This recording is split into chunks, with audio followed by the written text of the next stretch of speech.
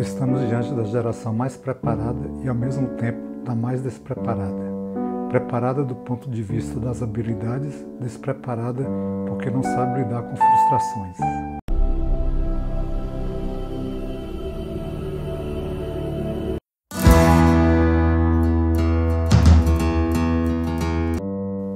E aí pessoal, chegando aqui mais uma vez com o nosso canal Pensar com Liberdade, trazendo até vocês aí mais um roteiro, bate-papo. Fizemos um ajuste, demos uma olhada aqui nessa matéria e achamos interessante trazer para o canal. É um texto bem forte, bem interessante e eu acho que vocês vão gostar. Estamos chamando de Meu Filho, Você Não Merece Nada, da Eliane Brum. Está lá na revista Prosa vs Arte e é claro que eu faço aquele convite bem especial. Vem comigo. Ao conviver com os bem mais jovens, com aqueles que se tornaram adultos há pouco e com aqueles que estão tateando para virar gente grande, percebo que estamos diante da geração mais preparada e, ao mesmo tempo, da mais despreparada. Preparada do ponto de vista das habilidades, despreparada porque não sabe lidar com frustrações. Preparada porque é capaz de usar uma ferramenta da tecnologia, despreparada porque despreza o esforço. Preparada porque conhece o mundo em viagens protegidas, despreparada porque desconhece a fragilidade da matéria da vida. E por tudo isso sofre muito, porque foi ensinada a acreditar que nasceu com o patrimônio da felicidade e não foi ensinada a criar a partir da dor. Há uma geração de classe média que estudou em bons colégios, é fluente em outras línguas, viajou para o exterior e teve acesso à cultura e à tecnologia. Uma geração que teve muito mais do que seus pais. Ao mesmo tempo, cresceu com a ilusão de que a vida é fácil, ou que já nascem prontos. Bastaria apenas que o mundo reconhecesse a sua genialidade.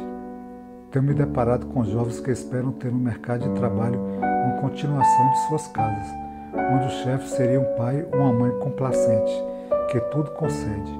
Foram ensinados a pensar que merecem, seja lá o que for, que queiram.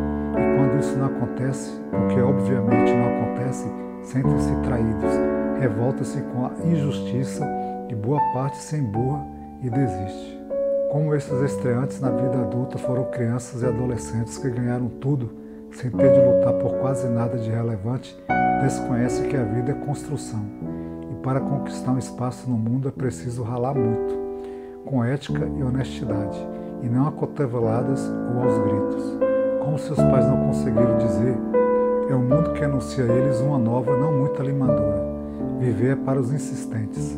Porque boa parte dessa nova geração é assim. Penso que este é um questionamento importante para quem está educando a criança ou um adolescente hoje. Nossa época tem sido marcada pela ilusão de que a felicidade é uma espécie de direito. E tenho testemunhado a angústia de muitos pais para garantir que os filhos sejam felizes. Pais que fazem malabarismo para dar tudo aos filhos e protegê-los de todos os percalços, sem esperar nenhuma responsabilização nem reciprocidade. É como se os filhos nascem e imediatamente os pais já se tornassem devedores. Para estes, frustrar os filhos é um sinônimo de fracasso pessoal. Mas é possível uma vida sem frustrações? Não é importante que os filhos compreendam como parte do processo educativo duas premissas básicas do viver, a frustração e o esforço? Ou a falta e a busca, duas faces de um mesmo movimento? Existe alguém que vive sem se confrontar dia após dia com os limites tanto de sua condição humana como de suas capacidades individuais? Nossa classe média parece desprezar o esforço, prefere a genialidade. O valor está no dom, naquilo que já nasce pronto. Dizer que fulano é esforçado é quase uma ofensa.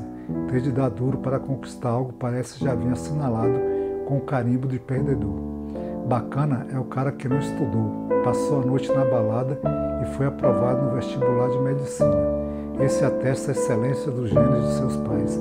Esforçar-se é, no máximo, coisa para os filhos da classe C que ainda precisam assegurar seu lugar no país. O texto é muito bom, hein, pessoal? Claro que é uma colocação para reflexão, para se pensar, para se analisar, né? E aí o texto toca justamente, né, nesses conflitos de geração, de diferença de gerações, né? Nós temos aí uma geração preparada no sentido das habilidades, do conhecimento, principalmente da área de tecnologia, né?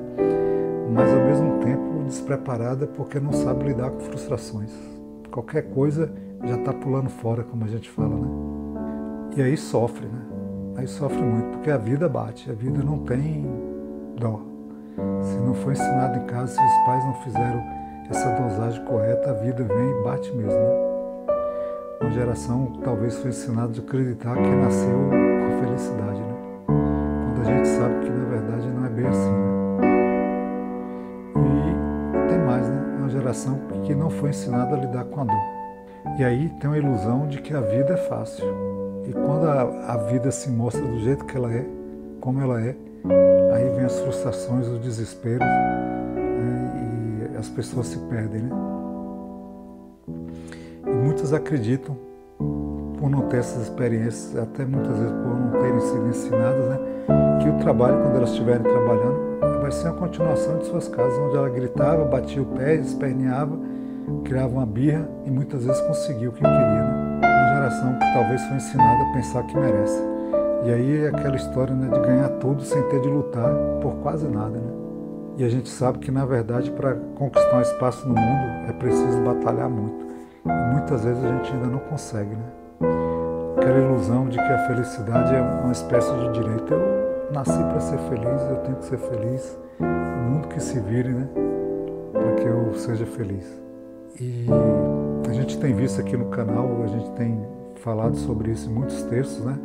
Muitos dos nossos bate-papos, que não é possível viver uma vida sem frustração. Como a gente reage a ela, como a gente está preparado para reagir a ela, que faz a diferença, né?